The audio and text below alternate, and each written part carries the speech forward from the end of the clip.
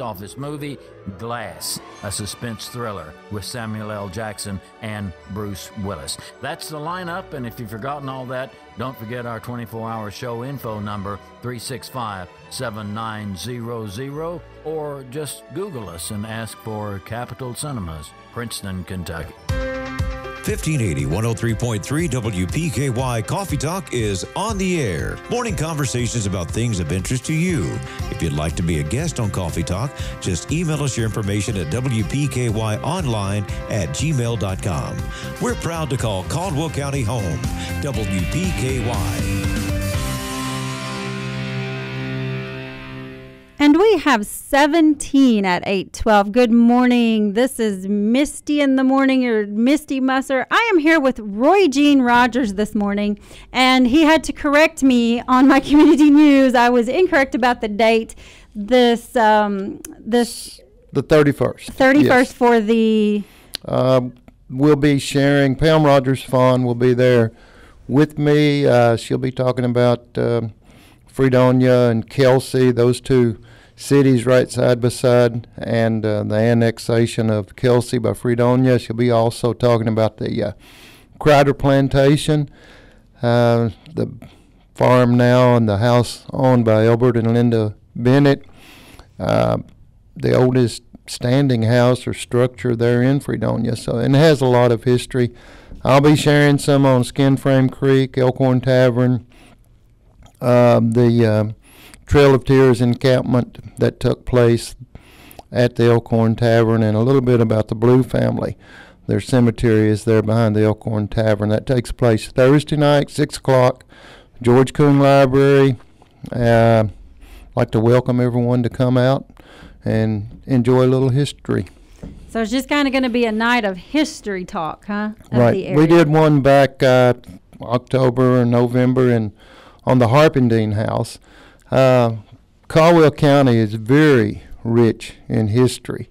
I heard David Brown talking about some kind of logo or something. Well, we've had one for about 40 years now. It's the Heart of the Black Patch. Someone out there listening may remember that it was on the patches of our police officers. It was on their cars. Big sign out at the UK Research Center. We are the heart of the Black Patch, but there's much more to the history of Caldwell County than just the wars that took place, the Black Patch wars that took place. You say you had that. So what happened to that? Is that still... That logo? Yeah. It's just, we still use it for our Black Patch Heritage Festival. That's one of the logos that we use to celebrate that activity. So, it's still here. I looked it up here the other day, and I think it's been removed from the uniforms of our police officers, and I don't see it on the cars anymore, but that was one of the logos that was used. And so, you said David had mentioned, and I've heard you mention that too, yes, that we need to get a logo. Why do you think he thinks that's... Probably a lot of people. Nobody uses it? No, you're right. It's gone by the wayside, and a lot of people just don't realize that we had that one for a while. But that's something we can lay claim to that no other county in the state of Kentucky can do. Trigg has a lot of rich history. Christian County, Todd County, about the Black Patch Wars, but they don't have the history that we do. Let me introduce you, Misty. You might see this person running around. Yeah, turn that around. Show our viewers there. Just up there to the camera. I don't. Oh, right there. Yeah, there you go. Okay. Did you know you were on camera? No, I didn't. Oh, come on, you've been Well, here enough. yes. You knew that. Come on. This is Hector the Mouse. Hector is not your normal mouse. He doesn't. This is his graduation picture. Okay. And I picked him up this morning. He's running around the studios, kind of checking it out. You don't understand my relationship with mice, do you? No, Hector's fine. Okay. Yes, Hector wants to preserve history. Okay. And what we will be doing in the near future, Pam Rogers, Fawn, and I will be doing a series of books on history of Caldwell County, Fredonia, all over Caldwell. And it'll be told, some of it will be told through the eyes of Hector. Hector's been here for a long, long time, and he's lived in most of the buildings and the communities that are here in Caldwell County. So he's going to be sharing his story of, and he'll be sharing stories about, and probably interviews with some of those that are involved with WPKY. So he wanted to come up here this morning, so I brought him. I just wanted you to be aware that he might be running around, but he'll be leaving with me here shortly. Okay. All right. I'll trust that he's going to leave with you. Our intent is we want to preserve history. And as I said before, Caldwell County is full of history. Fredonia, you just all throughout Caldwell County, and schoolhouses, churches, and different areas that have a story to tell, and our youth today are not getting that history. And so we're hoping that through the eyes of Hector here that some of our youth might pick up a book. We're going to be publishing those. They'll be short, a series of books. The youth will pick them up, read them. They'll be informative enough that adults also will enjoy them. So when you said, and that's what I was going to ask you, when you said you're going to be doing some books, does it mean you're going to be writing them, co-writing them? Yes, we will. All right. We will. And how did this idea come about? I published a book last year, I guess, on the folklore of Caldwell County, stories that I told, mainly ghost stories or superstitious stories that I told in school, and my students picked up on it. They're actually been passed down, things that have happened. But, let me go back. Skin Frame Creek. I grew up down next to Elkhorn Tavern. My family owned the farm next to the Elkhorn Tavern, and I, with Ronnie, Donnie Cartwright, Mike Board, a bunch of us, we hunted up and down Skin Frame Creek. Hunted on the Marcus farm. The Elkhorn Tavern, I've ran by it several nights when I got off the bus from basketball when school at Fredonia. They would drop me off at the crossroads, and the woman was combing her hair up in the window, so I'd just run by where she wouldn't get me, but that's a different story. But no, the Elkhorn Tavern is I mean, it was a gathering place for wagon trains heading west. The encampment there of the Cherokee Indians is coming through the Trail of Tears.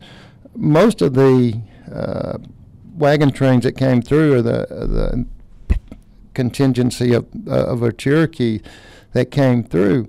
There was normally around 500 or 600 horses. There were several wagons involved, and there was from 900 to 1,200 of the Native Americans, plus the soldiers. So when you say the encampment there at Elkhorn Tavern, it had to cover a wide area. And I've seen people come and they would pick up bucket loads, 5-gallon buckets of arrowheads from around that area. Well, that didn't come from the Trail of Tears. That came from our Native Americans that were around Skin Frame Creek. They would take the skins of the animals, the pelts, they would let them dry. They would have the wooden frames and they would dry those pelts. And so that was an area rich with historical significance for Native Americans. And then 1950s, I think there was ancestors of John Ross, who was the Indian chief, supervisor. He has several different titles. You start back reading those, came through, and they said Elkhorn Tavern was significant in their history. I'll be sharing, we're trying to find the Maxwells, the Elkhorn that was there, hung over the tavern. Different stories, conflicting stories. One from the 1950s, Lorene Marcus, who was a friend of my family, and they owned the property. She tells of the Elkhorns going to Paducah to hang over a drug story. In a 1905 article published in the Printing Press, there is a story that it hung over a drugstore owned by Dr. Maxwell here in Princeton. And I've gone through and researched records, and we do have several Maxwells that did have property here in Princeton. So a lot of things going on. We've traced the Elkhorns back to Oklahoma. Look, it's Ardmore, Ardmore, Oklahoma. They were taken from Marion and apparently ended up out there in Oklahoma. The gentleman that had those, he was born here in Princeton. He died there in Ardmore. He was an architect. He was a banker. He was the designer of golf course. And we're trying to contact his grandchildren. He died in 1950, and I've been trying to get in touch with them. I can't as of right now, but I'll be sharing these stories, Thursday night.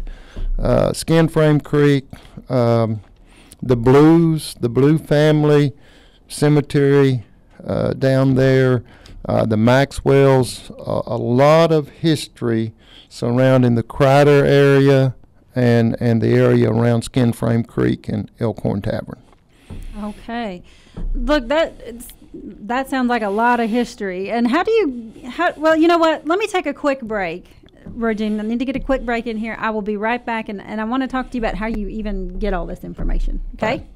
We'll be right back. Indeed knows it's hard to find qualified candidates when you're hiring. It's like finding a unicorn. But when you post your job on Indeed, it's easy to find people with the skills you need. Nurse practitioner, 4+ years experience, acute care certification. Indeed has a huge pool of amazing candidates and screener tools that help you find your most qualified applicants. Whoa, an entire short list of unicorns. Now, get a $50 credit to give your first job posting premium placement at Indeed.com/credit. Terms, conditions, quality standards, and usage limits apply. Additional terms online. Geico presents eyewitness interviews with inanimate objects. This is Brian Bruno live on the scene of a recent windstorm, here to describe the event, The Chest of Drawers. There's a storm howling outside, so I thought I'd stay in and watch a rom-com. 5 minutes into the flick, a tree branch slams through the window. Were you hurt?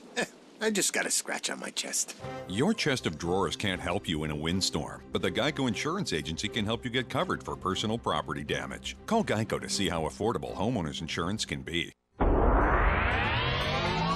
Here's your WPKY Weather Edge Weather Center forecast. That sunny forecast predicted yesterday is not going to be the case, with increasing clouds and a high of 28 today. There is a 30% chance of snow overnight, with an overnight low as -3 wind chills. Increasing clouds tomorrow with a high of 15. Scattered flurries Wednesday night with a high as low as -1 with the wind chills.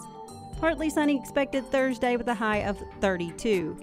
Increasing clouds today, high of 28. Your WPKY Weather Edge Weather Center forecast is brought to you by Black Patch Grill. Hancock's Neighborhood Market on Commerce Street in Cadiz is the place to shop for delicious homemade goodness. Hancock's makes their own fresh chicken salad, pimento cheese, salads, and a variety of mouthwatering desserts, sure to please your entire family. While at Hancock's, be sure to visit their meat department for the best selection of USDA choice meats in the area. Hancock's Neighborhood Market in Cadiz, hometown homemade goodness, and the Hancock name you know and trust for quality for your family. Hancock's Neighborhood Market on Commerce Street in Cadiz. Okay, we're back with Roy Jean Rogers. And Roy Jean, before we left, I said I wanted to ask you, how do you get all of this information? Where do you find all this? Our courthouse our records were spared during the Civil War. The courthouse was burned, but our records were actually stored in another building, and most of them have been preserved. Our genealogy library, one of the best that's in western Kentucky, if not the state. We have a lot of newspaper articles. You can go back, do research. We were part of Livingston County before we became Caldwell County. Sometimes you have to travel to Livingston County to get some of this information, newspaper articles. So, if you want to study, like I say, we have conflicting reports on who killed the elk. We have a lot of different things going on that you just have to look at different articles, and that's what I'm trying to do, is to share that with this event is sponsored by the Sons of Confederate Veterans and Genealogy Library. So we do that. We do have a lot of history. I've got things at my house that come from 1935, the 1920s. Rick Blackburn. We have people here in this county that have a lot of pictures, historical pictures that go way, way back. Pam Rogers Fond, the historical society down there at Fredonia, our historical society here in Caldwell County, gather all this information. We share it together, and that's where I get a lot of my information. Okay. Yeah, Rick, I need to get, I'm trying to get Rick to come on and talk to us some. When I reached out to him, he wasn't at a point where he could come on, but hopefully we'll get him there soon. He has a lot of pictures, a lot that he can talk about. And we have some of those in our area back in the back. Okay. So, yeah. Okay, Regine, I sure do appreciate your time today. Right. I will look for Hector before I leave, because I don't want him to scare you. Yeah, okay? Make sure Hector and I don't find each other. Right, but Thursday night, 6 o'clock, George Coon Library. I'd like to have a nice crowd. Last time we had about 70 people there. We was expecting maybe 20, 25, and ended up with 70. So, invite everyone to come out and enjoy an hour and a half of storytelling. Of history. I mean, I wish, if it were not on a weeknight, I think I would try to come, but I can't stay out that late. No. Thank you so much. Thank you coming. very much. Appreciate it. Hey, maybe some weekend you can have one and on a weekend day, and I can come in. That'll be fine. All right. Thanks, Regine. Here's your WPKY Weather Edge Weather Center forecast. That sunny forecast predicted yesterday is not going to be the case, with increasing clouds and a high of 28 today.